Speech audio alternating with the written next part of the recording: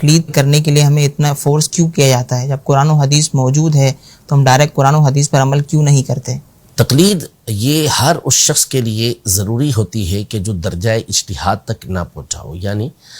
جس کے اندر وہ صلاحیت کے پورے قرآن و حدیث کے ذخیرے پر اس کی نظر ہو، اسے معلوم ہو کہ کون سی آیات یہ ناسخ ہیں، کون سی منسوخ ہیں، قرآن پاک کا عام کیا ہوتا ہے، قرآن پاک کا خاص کیا ہوتا ہے، کس کے ذریعے سے کسی چیز کا حکم واجب ثابت ہوتا ہے، کس دلیل کے ذریعے کسی آیت سے حکم جو ثابت ہو رہا ہوتا ہے وہ مستحب ہو رہا ہوتا ہے، پھر احادیث طیبہ اس کی نظر میں ہو، اسے معلوم ہو کہ یہ جو آپس میں احادیث بعض اوقات ہمیں متعارض یا ٹکراتی ہوئی نظر آتی ہیں تو ان کا آپس میں معنی کیا ہے، ان تمام چیزوں کی طرف اس کی نظر ہونا اور پھر ایسی صلاحیت اس کے اندر ہونا کہ وہ ان کے معنی کو جان بھی سکے، فیصلہ بھی کر سکے کہ کون سی راجح ہے، کون سی مرجوح ہے۔ یہ میں آپ کو الفاظ بول رہا ہوں، یہ الفاظ بھی بہت سو کے لیے بڑے مشکل الفاظ ہوں گے۔ صلاحیتیں جس کے اندر ہوتی ہیں، درجہ اجتہاد تک جو پہنچتا ہے، اس کے لیے حکم یہ ہوتا ہے کہ وہ براہ راست قرآن و سنت سے احکام کو نکالے گا اور اس پر عمل کرے گا۔ باقی اس کے علاوہ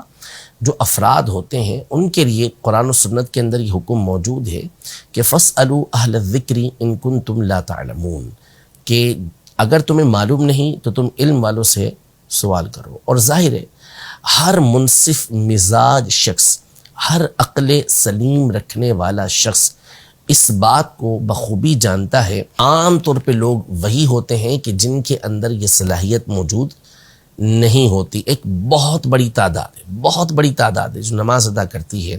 اور اپنے آپ کو تقلید سے آزاد بھی مانتی ہے، لیکن آپ اگر ان سے اس بات کا سوال کر لیں کہ آپ جو نماز ادا کر رہے ہیں تو کیا نماز کے ہر رکن کی ادائیگی پر احادیث طیبہ سے، قرآن سے دلیل آپ کو معلوم ہے، اور کیا آپ کو یہ معلوم ہے کہ آپ کی اس دلیل کے مقابلے میں کوئی دوسری دلیل موجود ہے یا نہیں؟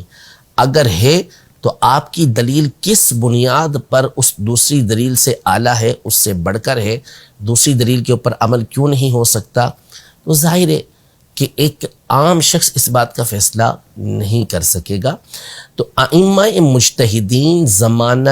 صحابہ کرام علیہم الرضوان سے یہ سلسلہ چلتا ہوا آ رہا ہے کہ جن علماء کے اندر، جن صحابہ کرام علیہم الرضوان کے اندر، جن تابعین کے اندر، جن تبع تابعین کے اندر یہ صلاحیتیں ہوتی تھیں کہ وہ قرآن و سنت کی روشنی میں احکام کو بیان کرتے،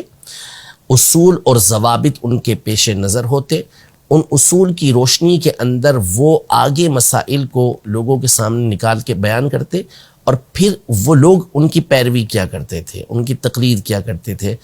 تو وہ حقیقی طور پر قرآن و سنت ہی پر عمل کرنے والے ہوتے تھے، البتہ ان ائمہ نے ان کے سامنے وہ مسائل کھول کر رکھ دیے، آسان کر کے رکھ دیے، اس لیے ان کی تقلید کی جاتی تھی، ان کی بات کو مانا جاتا تھا۔ لیکن حقیقی اعتبار سے جو بات مانی جا رہی تھی وہ اس لیے نہیں کہ یہ ایک امام ہے اس لیے ان کی بات کو مانا جا رہا ہے، بلکہ اس لیے کہ انہوں نے قرآن و سنت کی روشنی میں جو ہمارے مسائل ہیں ان کا حل ہمارے سامنے رکھا ہے، اس پر ہم عمل کر رہے ہیں۔